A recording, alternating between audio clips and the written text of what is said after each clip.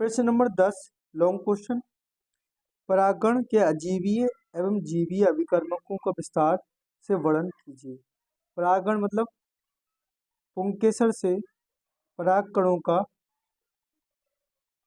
जायंग तक जाने की पूरी क्रिया को परागण कहते हैं। अजीवी और जीवीय इसमें दो तरीके के घटक सहायता कर रहे हैं, उनके लिए हम विस्तार से पढ़ते हैं।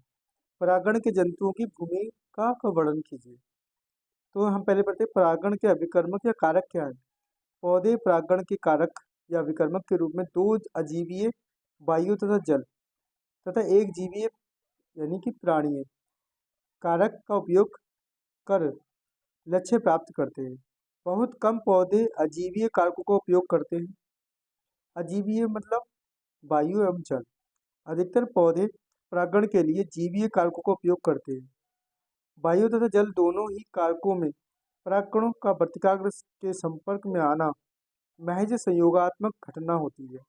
संयोगात्मक मतलब कि वायु और जल को यही नहीं पता है कि उनको परागकणों को कहाँ पहुँचाना है, बस ये पहुँच गए वर्तिकाग्र तक तो उसको माना जाएगा संयोगात्मक घटना होगी कि किसी बस कारणवश हो गई, बस जरूरी नहीं था कि होना। इस प्रकार की अनिश्चितता तथा परागकणों के ह्रास से जुड़े तथ्यों को क्षतिपूर्ति हेतु पौधे बीजांडों की तुलना में असंख्य मात्रा में परागकण उत्पन्न करते हैं। और असंख्य मात्रा में क्या उत्पन्न होंगे? परागकण होंगे। क्या होंगे? परागकण। क्योंकि परागकणों का इधर से उधर बिखरना बहुत ज़्यादा होता है, जिससे परागकण बहुत सारे बर्बाद हो जाते हैं, इसलिए परागकणों की संख्या ज़्यादा होती है। और बीजांड की तुलना कम हो, बीजांड क्या होते हैं? कम होते हैं। बीजांड कम होते हैं क्योंकि परागकण कम ही पहुँच पाएंगे, तो बीजांड ज़्यादा होने से कोई फायदा नहीं होगा। इसमें क्या होता है? ह्रास होता है परागकणों का बहुत ज़्यादा। परागण की क्रिया को सफल बनाने के लिए कुछ साधनों की आवश्यकता होती है, जिन्हें परागण साधन या पॉलिनेटिंग एजेंसीज कहते हैं। इन्हीं साधनों के आधार पर परागण तीन प्रकार के होते हैं। वायु परागण, एयर पॉलिनेशन कहते हैं, इसे एनीमोफिली भी कहते हैं। क्या कहते हैं? एनीमोफिली भी कहते हैं। एनीमोफिली कहते हैं। क्या कहते हैं? एनीमोफिली। दूसरा तो जंतु परागण, जिसे जूफिली भी बोलते हैं। क्या बोलते हैं? जूफिली। क्या कहते हैं इसे? जूफिली भी कहते हैं। और जल परागण होते हैं हाइड्रोफिली। क्या होती है? हाइड्रोफिली।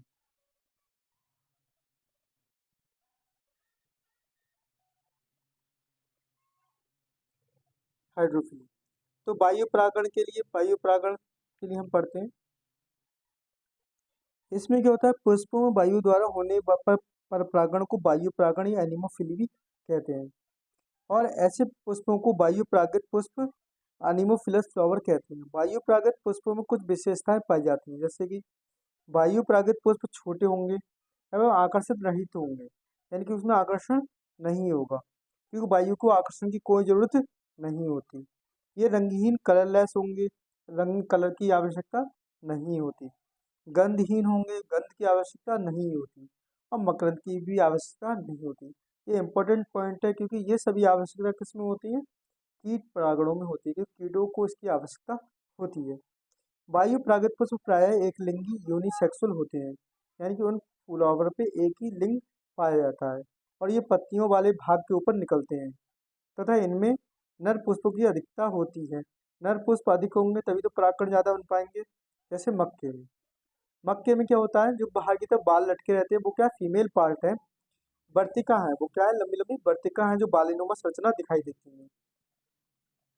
पुष्प के अनावश्यक भाग जैसे बाह्यदल दल बहुत छोटे होते हैं, क्योंकि ये जब ज्यादा बड़े हो जाएंगे तो उनके परागकण बाहर निकल नहीं पाएंगे और निकले हुए परागकण उन पे आ नहीं पाएंगे और ये बाधा बनेंगे बीच में, जिससे ये परागकणों और वर्तिका के बीच रुकावट बनना बन सके, इसलिए ये छोटे होते हैं। पॉइंट नंबर 4, वायु परागण करने वाले पुष्पों द्वारा प्रचुर मात्रा में परागकण उत्पन्न होते हैं। मतलब परागकण बहुत ज्यादा उत्पन्न होते हैं, क्योंकि इसमें बर्बाद भी, ह्रास भी बहुत ज्यादा होता है, क्योंकि वायु के झोंकों के साथ परागकणों का अधिकांश भाग इधर उधर गिरकर नष्ट हो जाता है और फिर थोड़े से परागकण ही वास्तविक परागण की क्रिया में भाग ले पाते हैं। मतलब वास्तविक मतलब जो थोड़े से पहुंच पाते हैं वही वास्तविक कहलाते हैं, जैसे मक्का में, रूमेक्स में। परागकण छोटे और शुष्क व हल्के होते हैं। कैसे होंगे? छोटे होंगे, शुष्क होंगे, हल्के होंगे। इंपॉर्टेंट है, क्योंकि हल्के होंगे, छोटे होंगे तभी उड़ पाएंगे वो, जिससे वायु में आसानी से इधर उधर उड़ सके। पुंकेसर के पुतंतु प्राय लंबे होते हैं। क्या होते हैं? लंबे होते हैं तथा पतले होते हैं और पुष्प के बाहर निकलते हैं, जिससे कि आसानी से बिना बाधा के निकल सके। जैसे वायु के झोंके के साथ ये आसानी से तंतुओं से पर झूल सके और उड़ सके, जैसे पोपलर में। एग्जाम्पल नहीं याद रहे कोई जरूरत नहीं है, पर ये पता रहे कि इनका क्या क्या इनमें चेंज हुए हैं वायु परागण के लिए। अब देखते हैं जंतु परागण यानी कि जूफिली। पुष्पों में जंतुओं द्वारा होने वाले परागण को जंतु परागण कहते हैं। इसमें परागकणों को एक पुष्प से दूसरे पुष्प तक पहुंचाने के लिए जैविक साधनों के रूप में कीटों, पक्षियों, चमगादड़, घोंघू आदि की आवश्यकता होती है, इसलिए इसे बायोटिक मीन्स ऑफ पॉलिनेशन भी कहते हैं। बायोटिक मतलब जीवित, जिसमें जंतु भाग लेते हैं उसे बायोटिक बोलते हैं। परागण करने वाले जंतुओं के आधार पर ये निम्न प्रकार का होता है। जैसे कीट परागण को कहते हैं एंटीमोफिली, ये नाम याद रख लीजिए, एंटोमोफिली कीटों द्वारा। पक्षियों को द्वारा कहते हैं ऑर्निथोफिली, क्या कहते हैं, ऑर्निथोफिली। और चमगादड़ को कहते हैं चिरेप्टोफिली। चिरप्ट चमगादड़ से चिरप्टोफिली याद रहेगी, इजीली रहेगा। चाफ और चमगादड़, चाफ और चिरप्टोफिली। घोंघू को द्वारा परागण को क्या कहते हैं हम, मेलेकोफिली, क्या कहते हैं, मेलेकोफिली। याद कर लेंगे हम चारों नाम। अब पढ़ते हैं कीट परागण। कीट परागण में सबसे ज्यादा कौन लेती है भाग, मधुमक्खी भाग लेती है, यह ध्यान रखिए। अब मधु कीट परागण के लिए क्या जो होना चाहिए, कीट क्यों आएगा किसी बात, उसे वो आकर्षित होना चाहिए उससे, उसमें गंध आनी चाहिए, उसमें रंग अच्छा होना चाहिए, उसमें कुछ उसके लिए खाने पीने का सामान यानी मकरंद होना चाहिए, तभी वो आ पाएगा। अधिकांश पुष्पों में परागकण एक पुष्प के परागकोश से दूसरे पुष्प के वर्तिकाग्र तक कीटों द्वारा पहुंचाया जाता है। या परागण परागण की एक डेफिनेशन पक्की याद कर लीजिए, कोई भी याद कर लीजिए, बस उसमें अधिकांश मतलब उसमें क्या आएगा, परागकोश से दूसरे पुष्प के वर्तिकाग्र या परागकोश से वर्तिकाग्र तक पहुंचाने की क्रिया को परागण कहते हैं। किसके, परागकणों के। परागण करने वाले कीटों में मधुमक्खी, तितली, भौरा, शलभ, मक्खी, बर आदि प्रमुख है, पर सबसे ज्यादा प्रमुख कौन है, मधुमक्खी सबसे ज्यादा है। यदि ये कीट मधु या भोजन के लिए यानी नेक्टर कहते हैं, मधु के लिए नेक्टर या फिर मकरंद भी कहते हैं, पुष्पों पर भ्रमण करते हैं।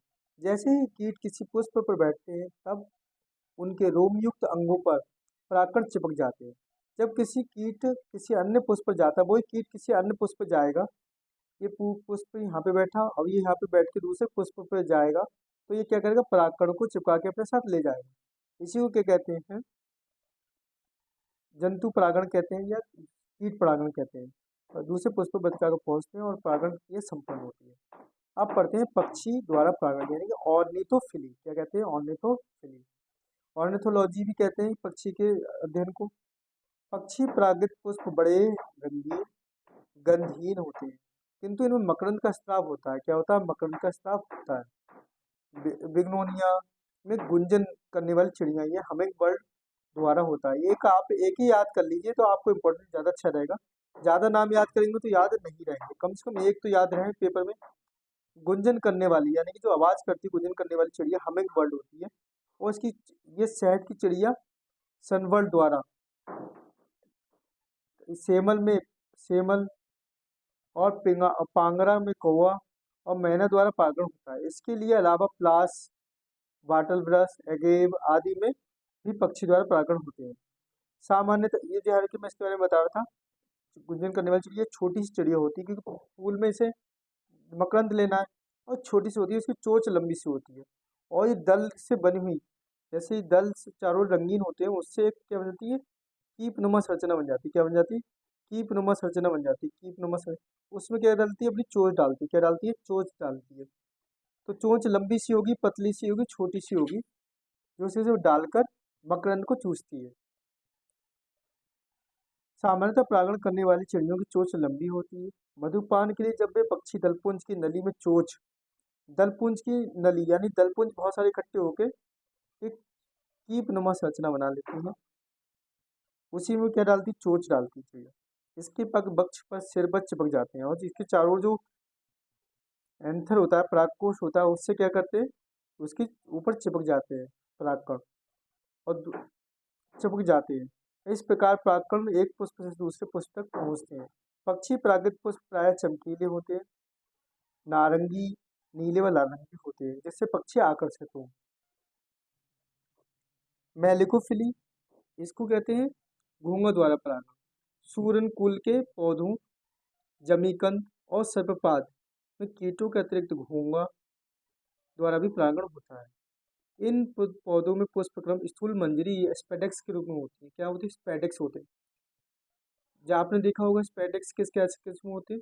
भुट्टे मक्के में होते हैं, बाजरा में होता है, केले में होता है, जिसमें जो आकृति फूल जो चारों तरफ आकृति बनती है ना पत्ते की लीफ के घेरे रहते हैं, उसी को स्पेडेक्स बोलते हैं। क्या बोलते हैं? स्पेडेक्स बोलते हैं। इन पौधों में पुष्पक्रम स्थूल मंजरी स्पेडेक्स होता है। स्पेडिक्स कैसे होता है? कुछ जैसे भुंटा आपने देखा होगा, भुंटे के चारों ओर एक पत्ते की संरचना होती है, इस संरचना को भी स्पेडिक्स बोलते हैं। केलों के ऊपर भी देखी होंगी आपने, केले के ऊपर भी एक पत्ती नुमा संरचना होती है, उसी के कहते हैं आगे जो होती है फूल जैसी संरचना होती है, स्पेडिक्स वो भी कहलाता है। बाजरा के ऊपर देखा होगा आपने, उसके ऊपर भी, सॉरी बाजरा के ऊपर नहीं होता है, मक्के के ऊपर होता है। ऐसी जो संरचना जो बनती है उसी को स्पेडिक्स कहते हैं, जो घोंघा को रहने के लिए स्थान प्रदान करता है। मादा पुष्प इसके आधार पर तथा नर पुष्प ऊपर की ओर लगे रहते हैं। मादा पुष्प कहाँ होगी? आधार पे होगी, नीचे की ओर होगी, और नर पुष्प कहाँ होंगे? ऊपर की ओर होंगे। इन पुष्पों में मादा पुष्प पहले पकते हैं। क्या कहते हैं? मादा पुष्प पहले पकते हैं, और मादा पुष्प के पहले पकने को क्या कहते हैं? प्रोटोगायनी। गायनी वर्ड यूज होता है फीमेल के लिए, प्रोटो मतलब पहले, प्रोटोगायनी होती है, प्रोटेंड्रस अवस्था होती है, इसे कहते हैं प्रोटो सॉरी प्रोटेंड्रस अवस्था दूसरी होती है, मेल में होती है, प्रोटोगायनी होती है फीमेल में अवस्था पाई जाती है। प्रोटेंड्रस होती है मेल पहले पकने को, और इसमें पहले मैच्योर हो रहा है कौन? गायनी हो रही, मादा पुष्प हो रहा है, इसलिए प्रोटोगायनी कहते हैं।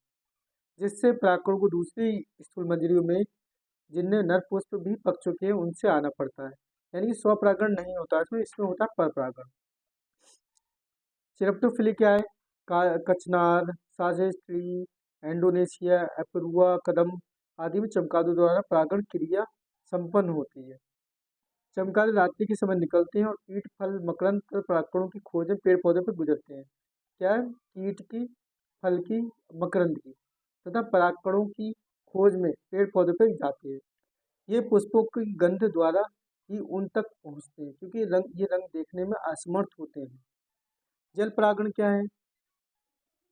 जल द्वारा परागण को जल परागण कहते हैं। अधिकांश जलोद्भिद पौधों में नर पुष्प से परागकण जल के माध्यम से मादा पुष्प के वर्तिकाग्र तक पहुंचाए जाते हैं। इनके जलीय पौधे जैसे वाटर हाइसेंथ और जलीय लिली में परागण अन्य विधियों द्वारा होता है, क्योंकि इन पौधों परागकणों के संवहन हेतु जल संवहन अच्छा माध्यम नहीं है। जल परागण मुख्य दो प्रकार का होता है, एक हाइपो हाइड्रोफिली, एक होता है एपी हाइड्रोफिली। हाइपो मानी नीचे, हाइपो मतलब नीचे, इसमें पानी के अंदर परागण होता हो, और एपी मतलब ऊपर, एपी मतलब ऊपर, एपी हाइड्रोफिली जिसमें ऊपर तैर के करता हो। तो समझ में आया आपको? जल परागण दो पौधों में होता है, एक होता है वेलिसनेरिया, एक होता है हाइड्रिला, जिसमें जल द्वारा परागण होता है। आपने जो एग्जाम्पल पढ़े हैं ना, वाटर हाइसिंथ और जलीय लिली, वाटर लिली, नाम तो जरूर वाटर आ रहा है, दोनों में वाटर आ रहा है, परंतु ये वाटर द्वारा परागण नहीं करते, जल के द्वारा परागण नहीं करते,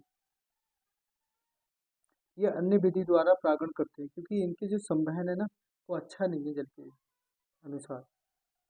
ठीक है, और आपको जो एग्जाम्पल जो दे रखे हैं बहुत ज़्यादा याद नहीं करने हैं, कोई आप एक एक एग्जाम्पल याद कर लीजिए जो आपको सिर्फ फिट बैठता हो। जैसे कचनार इसमें सही बैठ रहा है, सिम्प्टोफिली में कचनार सही से बैठ रहा है इसमें। आप एक एक याद कीजिए, ज़्यादा याद मत कीजिए, ज़्यादा याद करेंगे तो आपको याद नहीं रहेगा। Thank you.